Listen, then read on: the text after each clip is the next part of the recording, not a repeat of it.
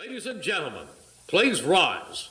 And now to honor America, please join in the singing of our national anthem. Representing the three-time Stanley Cup champion New Jersey Devils, Arlette.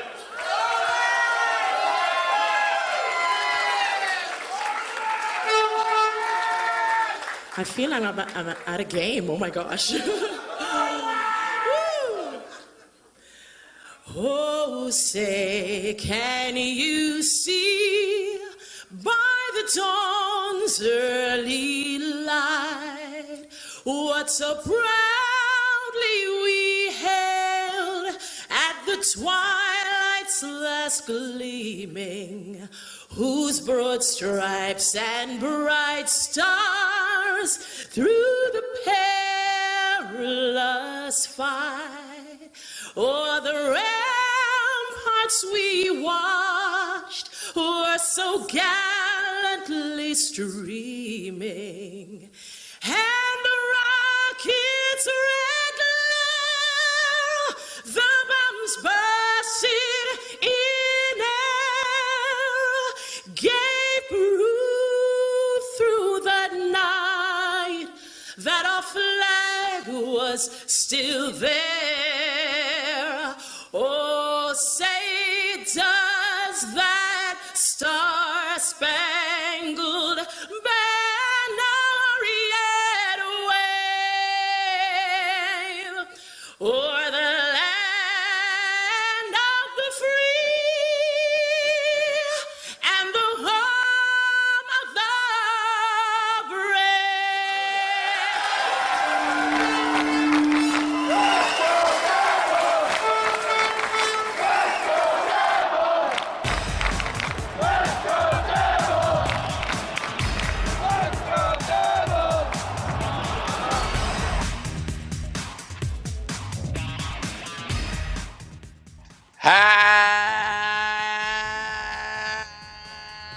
Happy Devils Sunday! This is the last leg of the quadruple header Sunday of Devils podcast. As the Devils are off to the West Coast this week, I'm your host, Sam Wu, here with Scotty of SiriusXM, Liquid Metal, and Beer Baron. Streaming live on Facebook Live, Twitter Live, YouTube Live, and Twitch on the Primetime Radio Network.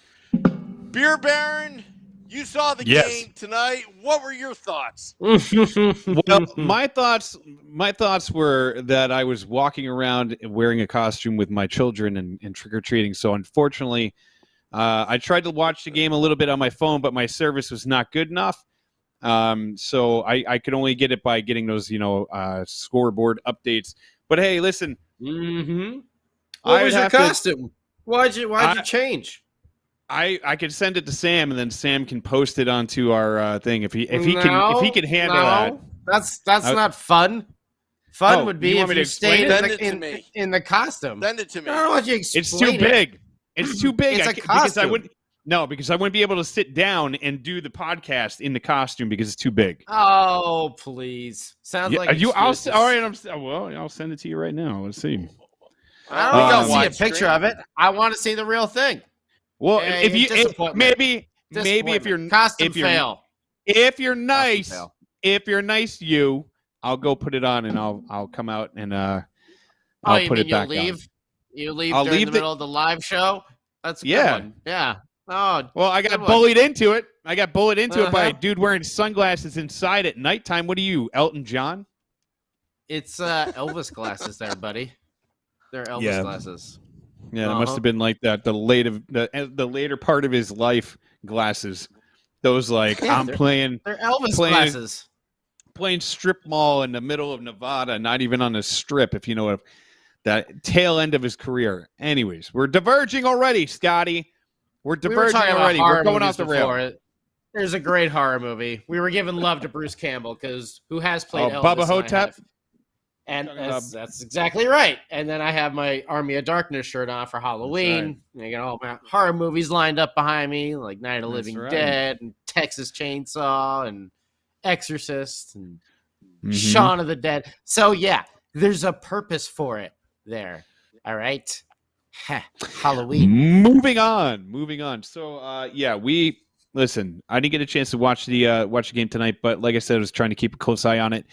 Seen the Devils' Andre Johnson with a touchdown, make that 3 on the season this year. Andre Johnson, Texas. Man, he's a beast in fantasy. Oh, huge points. Ladies and gentlemen, on the gridiron today, there was one man that stood apart. Andre the Beast Johnson. As he streaks down the sideline. The mango. That's right. The mango. Continue, but just say the Mango Johnson instead of the Beast. It's in... Yeah. Hold on 1 second. And he's back. Wow. Yeah, so good. You'd make a heck of a commentator. Can you guys just hang on a second? Just for a second over there. All right, just hang on. I got something going on. I got to mute myself for a second. Hang on. At least I muted myself and I wasn't like, no, you can find it over there. It's over in the corner. I look at you in those glasses. They don't read as Elvis glasses. I'll tell you that much. So catching the highlights. Oh yeah. Catching the highlights, the pass from Bratt out to Johnson, Andre Johnson. See, we get it. Do you have the suit? Bubba Hotep glasses. Do you have the suit? I was explaining to Sam that I forgot I had the great makeup incident of 2020 where I had like a thing of makeup because I had a killer clown costume as well. And it melt. I don't know what I did, but I took it out of the bag and like it was just melted everywhere, all over everything. So I forgot. I just totally chucked it. And I had like 4 costumes in there. My Top Gun. I had my killer clown. I had the little Elvis top thing, and then damn it, what was the other one I had? Now I can't remember. And did you try? You didn't try to wash them. You didn't try to wash them at all. You just threw in a towel. These are my old Night of the Living Dead zombie one too. Like I had like one of those old suits where I just like cut it and like ripped it all over. Yeah. But nah, those costumes been through a lot. They've been through a lot. It was time to put him out to pasture. You know. I think that Top Gun one is. We might have had a Halloween party at my parents' house the last time I saw you wear that. That was like in 06. No. 08 or 9, somewhere around there, because I was home. All right. Anyways, come on, stop getting off subject. You keep diverging here.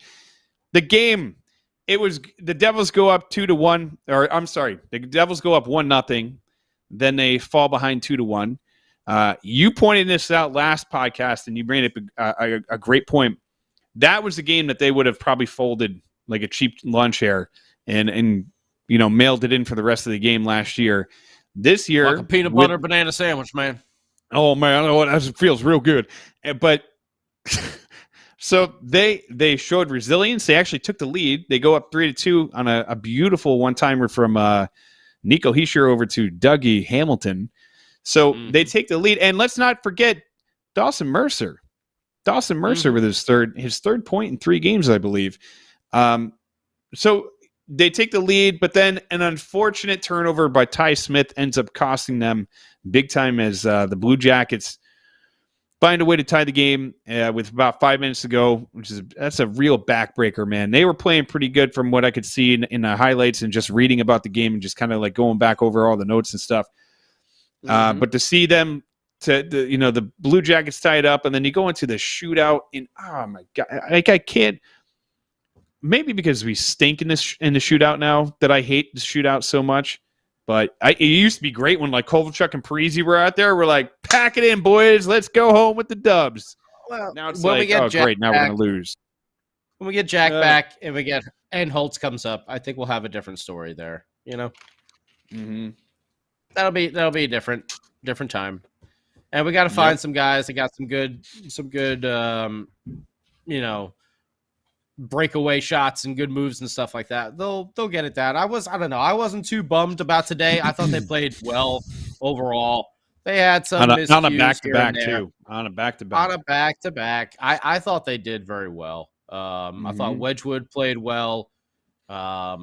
Mercer, I love that he's a pest. I love that other teams are hating on him. You know, he's healing like Ric Flair with that hair just flowing. I mean, it's great. It's great. I love it that the teams just seem to be he. I don't know.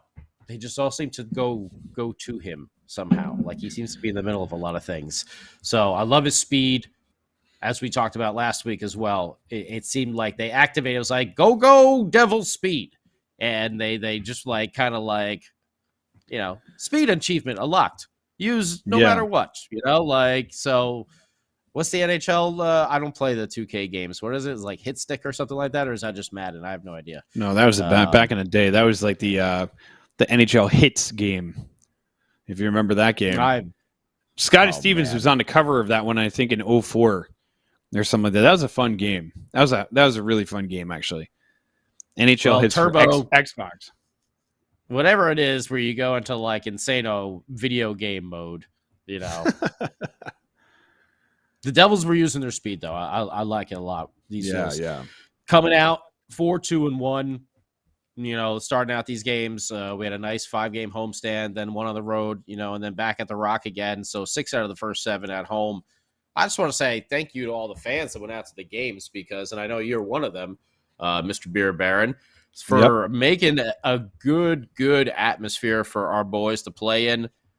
We talked about it last week, should you be excited for this team? I said yes, because you're going to we lost today, but you know what? We came back. We found a way yesterday. We learned how to win a game yesterday. And today, all right, we got it in the shootout, but we're going to figure out a way to get better and not even take it to the shootout.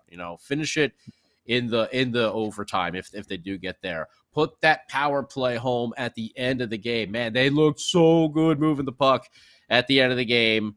Whatever you were for Halloween, we wish we could see it if you kept your costume on, but you didn't. So whatever you were out there as, you didn't get to see that final power play. And let me tell you, Beer Baron, they were moving the puck at will, basically. However they wanted. Across the ice, it was bing bang boom, awesome. Just some really really sharp goaltending. For the Blue Jackets there, and just what are you gonna do? Yeah. That's one of those. I can't say that the Devils didn't create chances. I was really me and Sam. We were talking earlier on good old Devils After Dark. About the chemistry forming with the top 2 lines.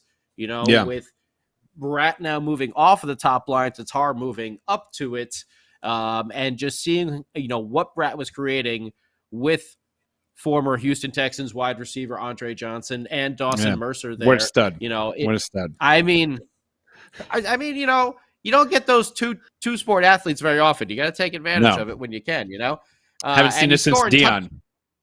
He scored 4 touchdowns in hockey. So, that really got to count for something special right there, So, but also, the Mango has looked like a completely different player this year.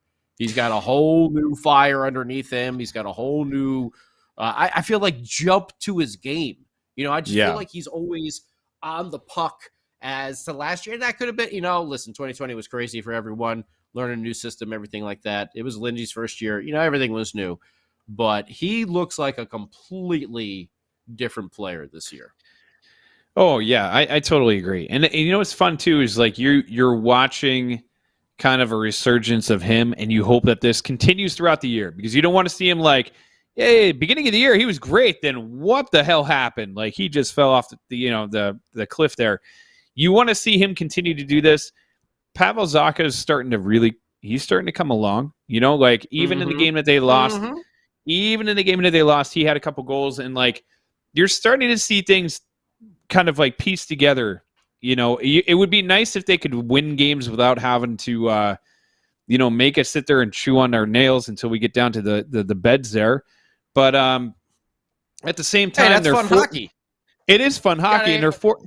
Hey, listen, they're 4-2-1. Those TV ratings, they're on TNT now. They want to get those ratings there, get those big games there. Mr. Beer Baron, come on. Oh yeah, well, and they're 4-2-1. They're not the other way around, 1-2-4 or something like that. So, or you know what I mean. But I mean, like it's the most important thing right now is you're starting to see guys really get into a nice groove. Dougie Hamilton's been playing out of his mind the last couple of games. Like, I feel like he's really starting to get comfortable in there. Now, Ty Smith, I think, is going to need a couple more games to get his legs under him. I know a lot of people were like, oh, what the hell? Like, especially that turnover. Like, I saw a bunch of people. He'll learn. It was a bad one, yeah. But to his credit, he did lift the puck to try to get it out of the zone. The guy just read the play perfectly and just basically picked it off midair. So it wasn't like he, flubbed the pass in the middle and just dropped it right into the slot where somebody can come in and just, clean it up. So, he'll learn. He didn't bungle it at all. He didn't have a butt fumble. No, he'll learn from it. Or a butt puck. Yeah, or a butt puck. He'll learn from it, and he'll go into back into his ways that he was last year. Now, it's unfortunate, and I know like you guys probably touched on it in the post games and all these other things, but Jack Hughes is now scheduled to miss 5 additional weeks with his shoulder. Now, not the news that any of us were hoping for, but do you think that this could finally open up that window for Holtz, who's been having quite a time up in Utica? Do you think this opens the window to be like, all right, you know what, we could use a little bit more scoring. Let's give the kid a shot. Or do you say, hey, you keep lighting up Utica, you keep doing your thing there, and we'll get back to you? I mean, right now, I think they're gonna keep him in Utica because he's doing amazing. He's whatever it is, either it's 5 goals in 4 games or 6 goals in 5 games, something like that. He's like a goal ahead of however many games he played. He scored 2 in the last one to really lead the team, and he's become that sniper down there. I think right now, the Devils are 4-2-1. I mean, I think so. Don't hit the panic button. I don't think there's any. I don't know why you would hit the panic button when you're 2 games over 500, only 7 games into the season. I think they're doing just fine, and they don't even have Jack Hughes right now. So the fact that they came back and beat Pittsburgh, scoring some big timely goals. They lost this one, okay, but nothing has been like. Well, I mean, the Calgary game I think was a whooping. But they woke up in the 3rd period, and then they came out against Pittsburgh ready to play. And we talked about it on Devils After Dark, and I'll mention it with you. Especially yesterday, we missed on one today, but Saturday we had the 3 Fs. Okay, we had a full 60 minutes. We had a 4 lines played, and they had the finish on Saturday. They didn't have the finish. They almost had it today, but on Saturday. Getting that empty net, whoever scored the 3rd goal, and then Janssen put in the 4th goal on the fumble recovery. On the fumble recovery, yeah. Easy. It was. How did you forget, pick it up and score? How do you forget how they scored that 3rd goal? Because that was Jesper Bratt getting that penalty shot. Oh, that was the penalty shot, right? Okay, so. Let's rewind back to that game real quick. All right. So this game was standings because we didn't get a chance to talk about it. So wait, looking at when will then be now? Soon. So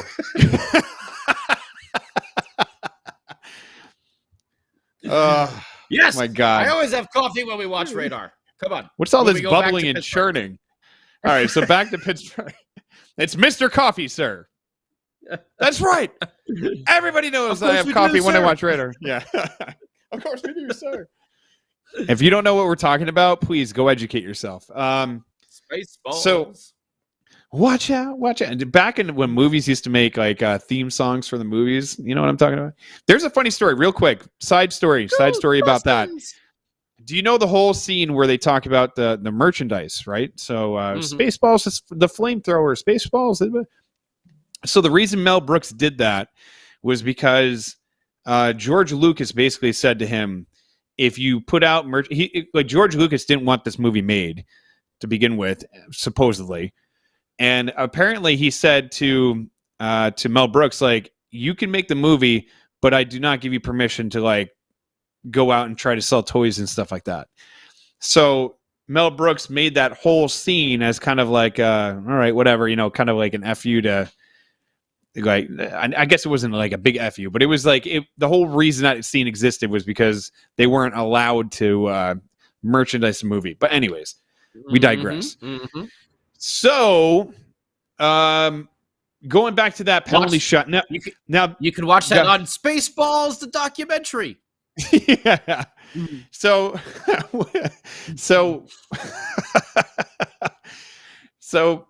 the whole penalty that happened, which Sidney Crosby basically, he might as well jumped on Jesper Bratt's back and shoved him into the goaltender. Jarry. Way to look out for your goaltender too there, Sid. Well, you know what? That whole game was very ticky-tacky. And if you remember, Andre, the former... Crosby. Yeah, former. That's a costume in itself.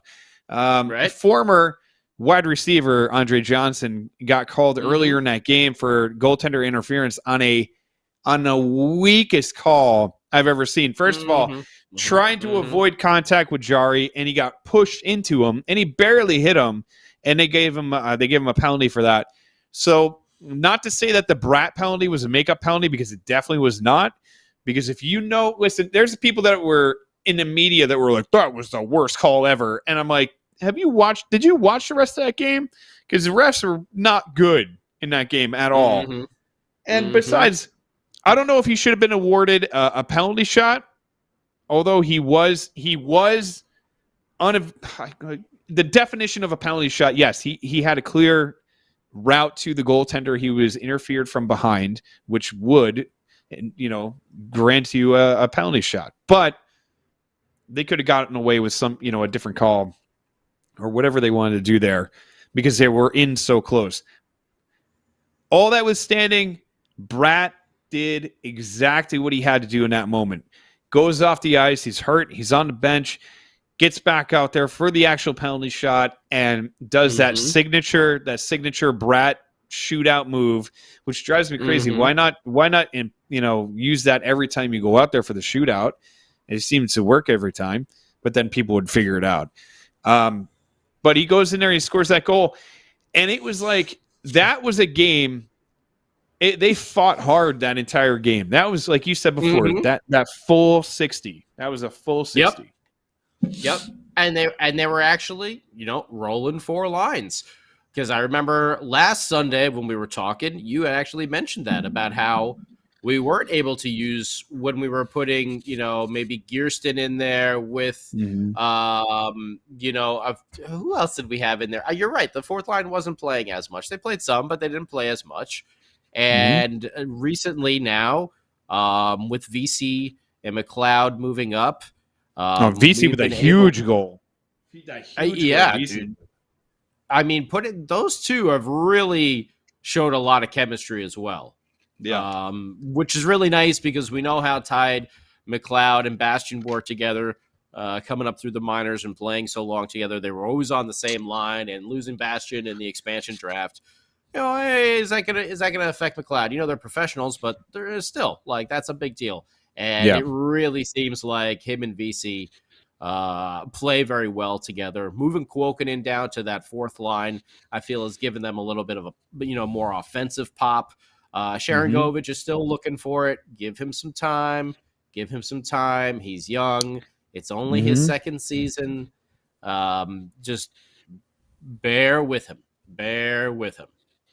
Yep. No, I agree. And you remember last year he got off to kind of a slow start too, and then he started to pick it up. So, yeah, I feel like he's a guy that you give him a little time. And if we're in December and he's still putting up a goose egg in the goal category, we have options now. It's not like, oh man, we're handcuffed to this guy. Like, it felt like we were Gusev. Like, if Gusev wasn't playing well, we were like handcuffed to it.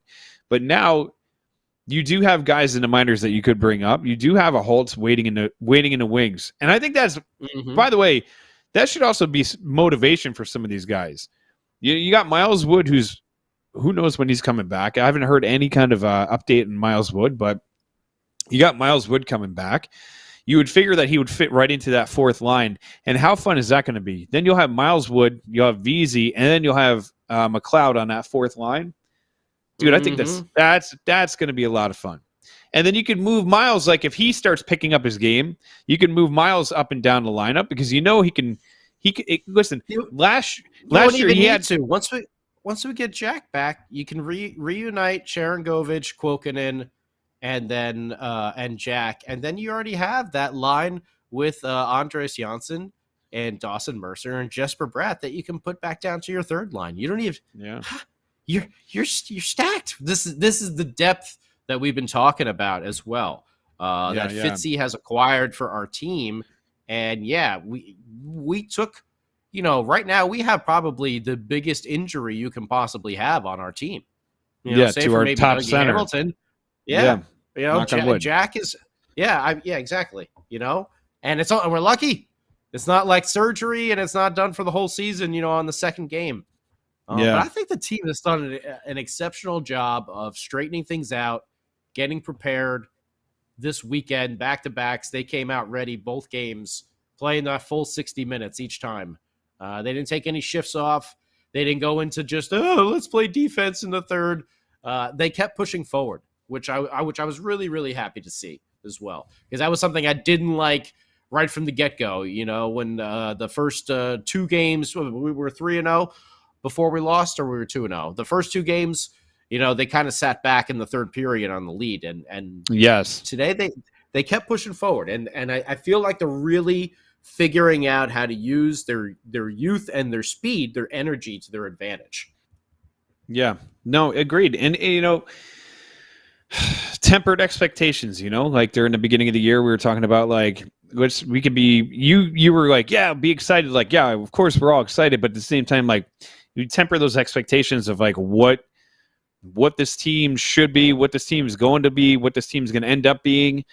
And the depth could carry this team throughout the year. Whereas if, in years past, if we had an injury like Jack going down for, 7-8 weeks or whatever he's going down for right now, that would have torpedoed the whole season right away.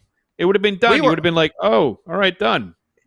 In past seasons, we were always banking on every single player having their career year. Well, if he can return to form and just, tack on a couple extra goals there, I think we really got something. Let's... That Tyler Hall is going to have another Hart season under his belt. Tell you what, why are we from the South? Why did every Devils fan is from the South all of a sudden? I don't know. But that's the way we used to think. Well, and love him was wonderful seeing old Brian Boyle on Saturday with the Penguins. But it's like, well, if Brian Boyle could put home 20 goals a season, it's like, well, maybe Brian's not going to do that. Maybe like 10 to 15 is a more reasonable expectation. That's what we were always doing. And then if one person got hurt, it was done. Yeah. Now, like you said, we have that depth. If someone does get hurt, we have prospects that have enough talent where they can kind of make that jump, and we get a little sneak peek of what's going on. Yeah. No, you're 100% right. So, and then listen, who knows what the future is going to be, right? Don't mess with the king, baby. Who knows what the future is going to be like, because, this team, the makeup of this team looks great. But if you could plug in, a Holtz at, towards the middle of the year or towards the end of the year, it's so weird. Like, it's so hard to predict what's going to happen in general with this team. But at the same time, like how we said before, yes. I'm not a professional at doing this. Right. Like, this isn't my real full-time job. But like, you as a fan, of course you're like, yo, bring Holtz now. Like, that dude's lighting it up. Like, he'll light it up in the NHL. But then like you sit there and you think about it and you're like, even if he stayed in Utica the entire year and he put up like even if he was like 60 goals, I doubt they would like leave him there if he was like putting up 60. But even if he was having like, at some point. He will be. But my point is, like, even if he's having like a phenomenal year, it really predicates on like where the Devils are at some point, right? So like if we get to if we get to January and they're in contention, they're hanging in there, like either in that wild card spot or like right below that wild card spot where you're like, all right, we're going to be buyers at the deadline. It's almost like you have a deadline deal right there in your farm system where you could be like, all right, let's see if we can bring this kid in and see if he can, throw some gas on the fire. Or if the team doesn't, play well down the stretch, you could always bring him up at the end of the year, get him some NHL ice and get him some, some experience, get his feet wet. Or if they're playing well and they're getting close to a playoff. So there's a couple different scenarios where you could bring him in, but letting him marinate for a while, not a bad idea. I got a crazy idea for you, huh? All right. Yeah. Okay. And I'm going to tell you this, man. All right, I'm going to get you a Christmas present. You know what? You know what that Christmas present is going to be, man. It's going to be Jack Hughes. It's going to be Jack Hughes, baby. That's going to be your offense that you need to jump start into some TCB in the second half of the season. All right, you have to take care of business. All right. Yeah. We're going TCB. TCB. TCB. TCB, baby. I'm going to bring that TCB. We're going to TCB, baby. Take care of business. That's what it's called. Jack Taking Hughes. care of business. Have a nice little Christmas present about 5 weeks from now. Yeah. Jack Hughes. So I kind of want to segue into something real quick and just kind of touch on something real quick, and then we'll get back to talking about the team and everything that's going on. Everything that's going on in Chicago it's horrible. Can't say enough about the courage that Kyle Beach had to come out and say what he had to say, to do what he had to do, to endure what he had to endure, and just everything that was handled. And I'm not going to listen. I know you and I feel the same way, where we're not going to sit here and pontificate about this for a long time. We're not professional. Well, you're a professional. I'm not a professional. I work in the radio. But I just want to say that, the entire situation it's horrifying. It's absolutely horrifying. And you hope that something like this makes actual change in the NHL, where things like this cannot happen ever again. And they protect the players. They protect these kids. But yeah, I just wanted to address this. Not that I don't want to talk about this subject, but it's just, I just kind of want to put my thoughts out there into the world about it. I don't know if you want to too, you can as well, but I don't know. I just wanted to touch on that for real quick. Okay. All right. Fair. I mean, good. Yeah. It's not something you want to see. Not something you want to read about. It's not something you want to hear about. And you just hope that the league and some of the teams involved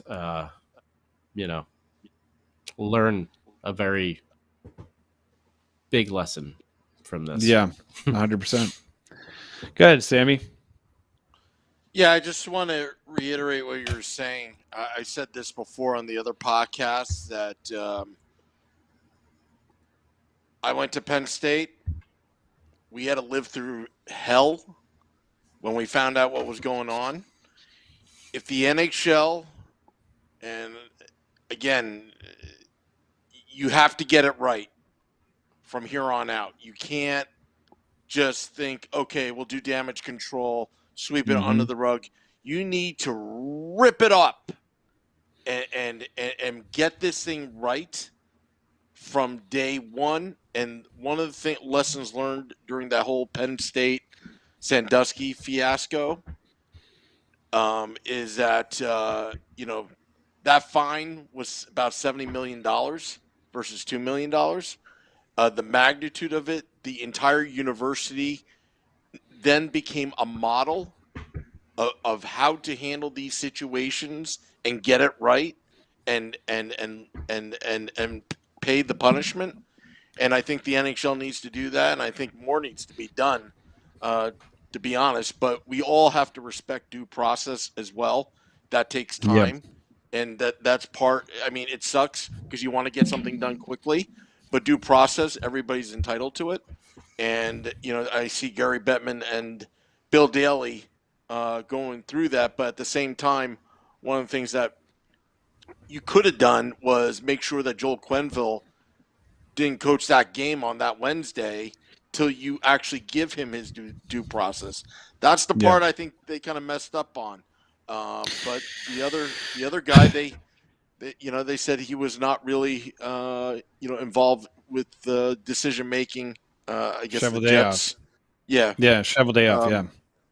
So again, it's part of that due process, and again, I just hope the NHL gets it right the first time around, and now and immediately, and the punishment should be severe. Whoever was it, because they covered it up. It's pretty obvious. Well, and not to move quickly past this, because it is a serious subject, and hopefully everybody out there is taking it seriously. The entire situation is like I said, it's horrific, and how things were just kind of pushed aside and swept under the rug, like you said, Sam, and this kid was crying out for help, and people that could have helped him didn't. And this isn't just his situation that needs to be fixed. There's lots of things in professional sports in general that need to be fixed.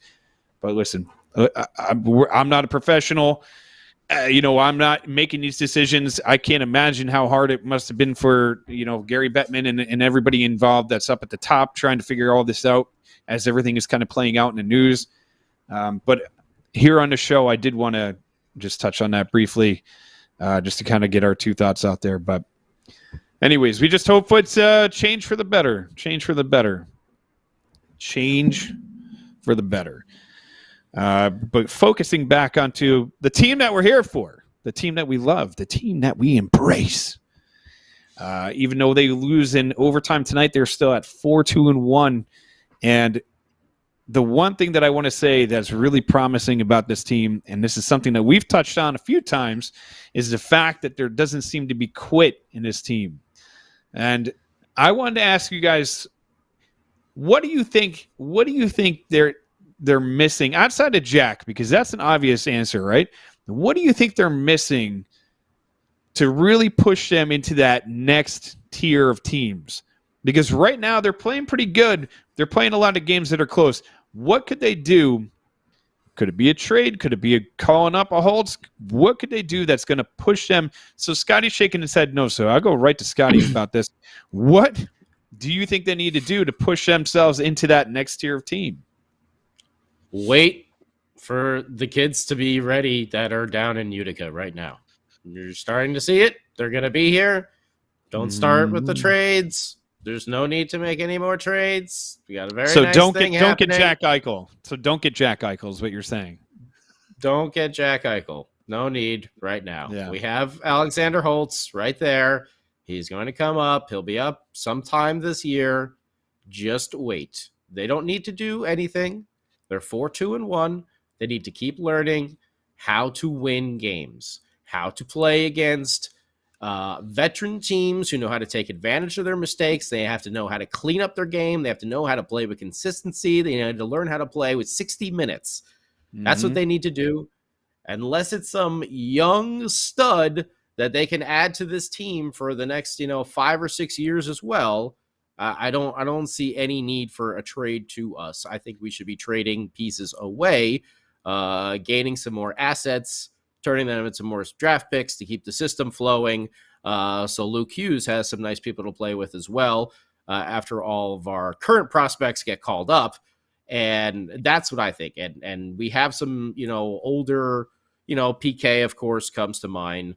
But you never know. Does Tatar, move on? He's still got one more year on his contract, but someone may take him as a wing. And maybe that's what happens, that Holtz comes up after that. You don't know exactly where it's gonna end up, but I would say that we shouldn't be looking for anything. I think the key thing right now is patience. Enjoy the way the team is playing. They're playing very well. So Yeah, that's what I but would how do you preach patience to especially a fan base? You know, like one of the things that like God, you said this. I think I want to say this was last year. That it might have been over the offseason this year. You brought up like a stellar point when you brought up Taylor Hall, and you said, you know, the Devils could have been in a much better spot now if we would have just held back a little bit. If we're a little bit more patient about trying to rebuild, because you brought up the point, like Taylor Hall came in, and that was a great trade, and the Devils were starting to piece it together. But then it was like all of a sudden, like, no, we got it. Come on, start pushing the chips. Like, start going. We have to get. And it's not like they were making these lights out deals that were making, Taylor Hall, wanting to stay or whatever or what have you. But you pointed out that because of Taylor Hall, it put the team back at least another 2 years. So we are probably in the part of the reset where we should have been like maybe 2 years ago. Do you agree or disagree with that? I think where we should have been last year. That's the way I was going into it. The way I was feeling last year. But it's in reality, it's this year. I mean, Pavel Zacha, grew up before our eyes last year. He's a new player now. He's not what he used to be. People were frustrated. People wanted to trade him, because he wasn't performing. And now you can't pick, it's like, well, Zacha's there, it's like, well, Zacha's going to do, like he grow up before our eyes. So we're going to see more than that. Just stay the course right now. Like I said, unless there's some unreal deal that you can't say no to, I don't see any need for us to make any sort of like crazy trades right now. Yeah. Are you ready? Yeah. Are you ready to give up on Mackenzie Blackwood? Are you ready to give up on Jesper Bratt that you want to trade these guys? I don't think you want to do that yet. So, and talking about it last week when we were talking about the team, we were talking about how pumped we were for Nico Daws, because Nico Daws looked stellar in the game that he played, and then he goes in the following game and does not look as good. So he's back down in the AHL, and he's going through the ringer of the AHL, and hopefully he can get back to form and start playing like the goaltender that we saw in his first NHL win. But you bring up a good point about someone like Mackenzie Blackwood. By the way. Oh, he did win on Friday. Yep, Utica won. Holtz. Oh, very nice. Very nice. Mm-hmm. So, okay, so now we could have the goalie of the future in our system. Mackenzie Blackwood, when he comes back, we're going to see how he's going to be. Are they going to wait until early December to kind of give him full rest? But that's the other thing too. Do you send him down to Utica for a conditioning stint and try to get him a couple games? If Blackwood comes up and he's playing great and he goes back to pre-COVID Blackwood, and he's playing these really solid games, I don't think you can move away from him, but at least there's a little bit of insurance in the background. You know what I mean? And Bernier is looking great.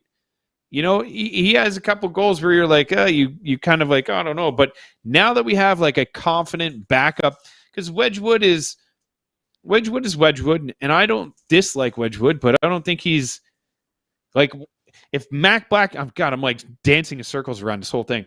If Mac Black comes back and he's playing great, and you have Bernier playing great, you have a 1A and a 1B, and it's not like the old days where like if Mac Black's not having a good game or if he gets sick or gets hurt, oh crap, now we're going to have a string of games that we're probably going to lose because our backup goaltender can't, bail us out in a tough situation or something like that. So I don't know. It's like I said, tempered excitement. Excited. So what was the question again? Team. I have no idea. I have no idea. I got lost. I think that started out with, I wanted to ask you guys, but then I was waiting. I don't know, dude. That was like your GPS like started speaking in a different language halfway through a trip, and you're like, how do I turn it off? I don't know how to do this. Yeah, I don't know what the hell happened. That's called day drinking. That's what that's called. Day drinking, yeah. No, that's Halloween. That's Halloween, baby. That's Halloween. No, Lindy's going to play the hot hand, I think. When Mac Black comes back, he's going to be there. Nico Dawes is going to stay down there in Utica, and he's going to play with that powerhouse team. I mean, we talk about it on Devils After Dark a lot, just, checking out those Utica. And we talk about it right here every Sunday as well. The Utica comments are fun. If you're not even, just check out the highlights because it's awesome. And it's Alexander Holtz just tearing it up. There are a lot of names you're going to see and be like, oh, I recognize those names. Those are all the names that everyone's been talking about. Oh, it's like, they're right there at AAA ready to come up. So check out those Utica comments. But, Nico Dawes can stay down there, get that number one workload. And then, I know there was a big controversy with Mac Black and everything like that. But, let's see where he's at. It's been a while since he's been in goal. I don't think anyone's ready to just, trade him either.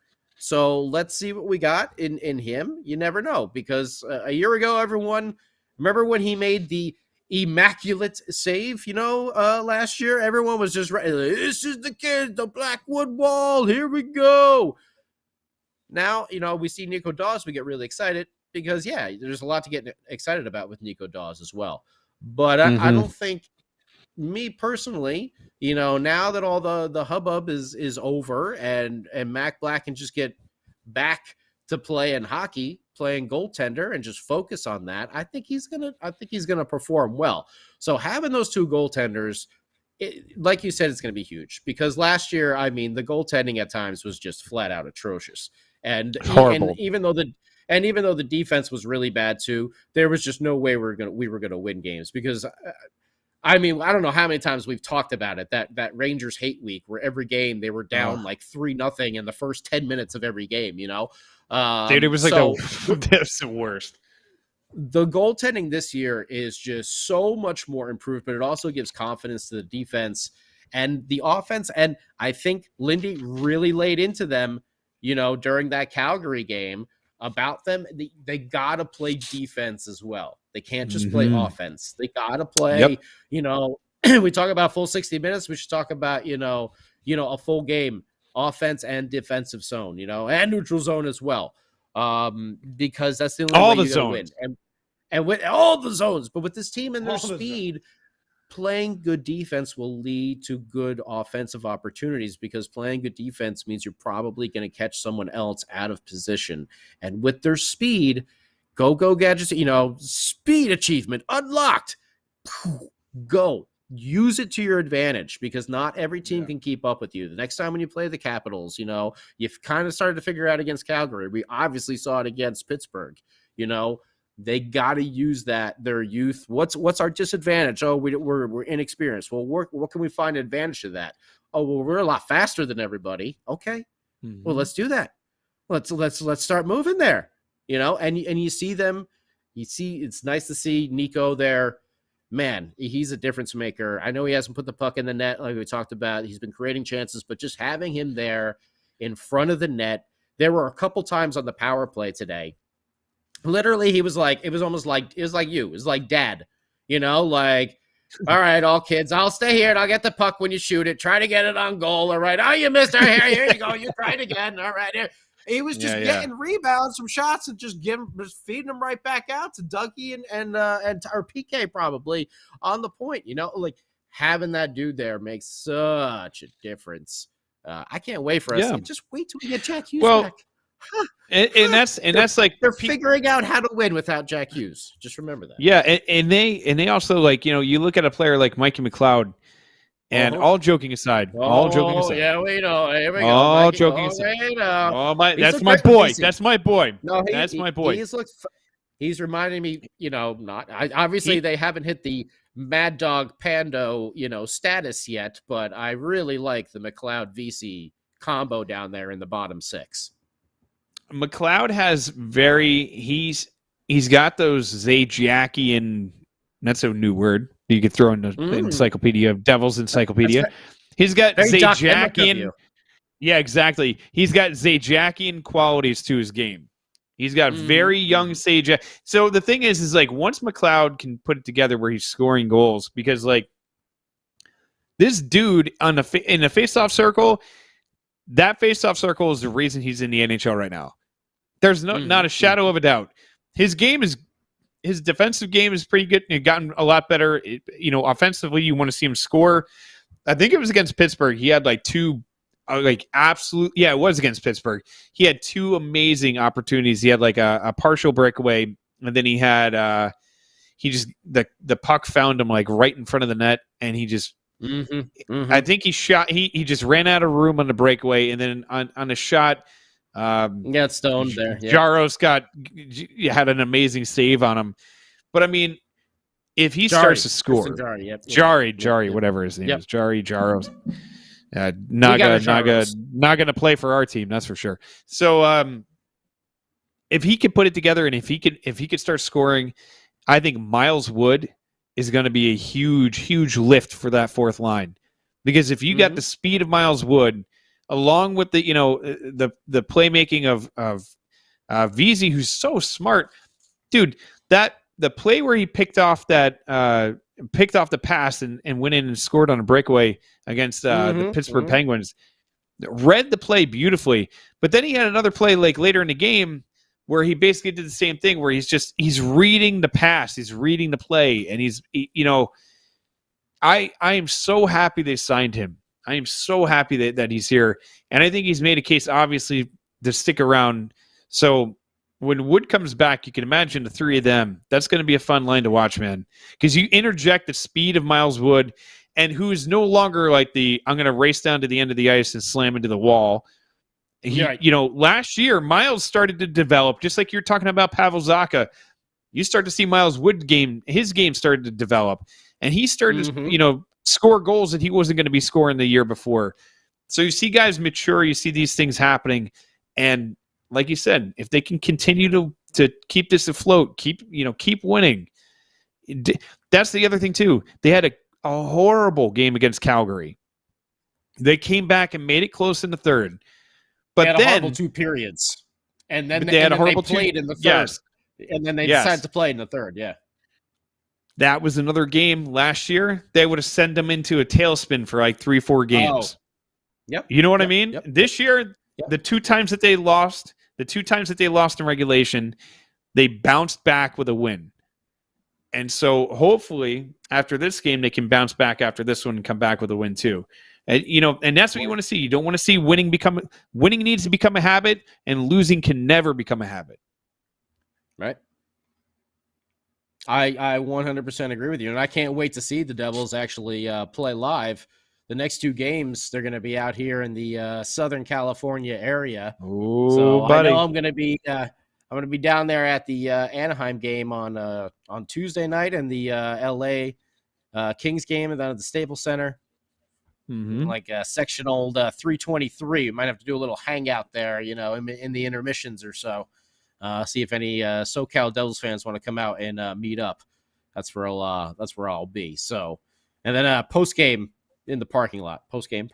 So that's gonna be fun. Try not to get arrested. There you go. Yep. But I'm excited to see what they could do. Like we were talking about, Anaheim is a little bit tougher. The Kings are again a younger team, but they're feisty as well, and they got a lot of energy and a lot of speed.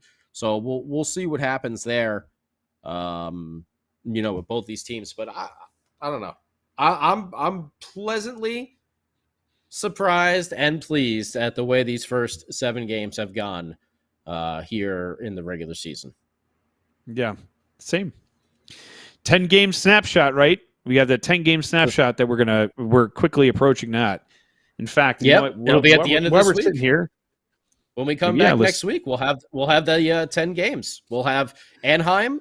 And then Friday is LA, and then I believe Saturday night is the San Jose game. Or is that Sunday? No, it's Saturday night, correct? Saturday night. And they're tied for the second. Again.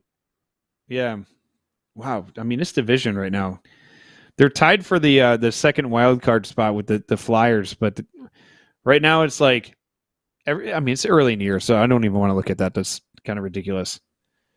I was trying to find their schedule. 75 more games to go. That's all. Yeah, buddy. Yeah, I was trying to find that.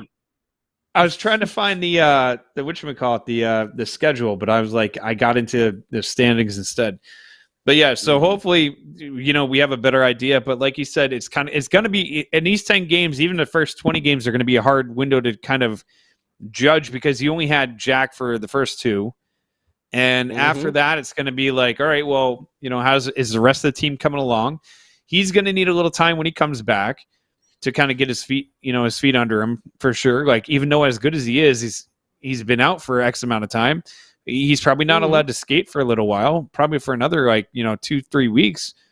So conditioning wise, he's going to have to get back into conditioning shape and get back out there, feel comfortable. Because listen, anybody that's played sports at any level, if you've ever had like an actual, pretty decent injury, whether it be like a shoulder, a knee, or whatever, the first time you have to face contact, you're scared out of your mind. I don't care. And professional athletes say this all the time. And sometimes guys get a little gun shy, and sometimes you work your way back into it. But he's gonna be he might be a little hesitant to go into the corners.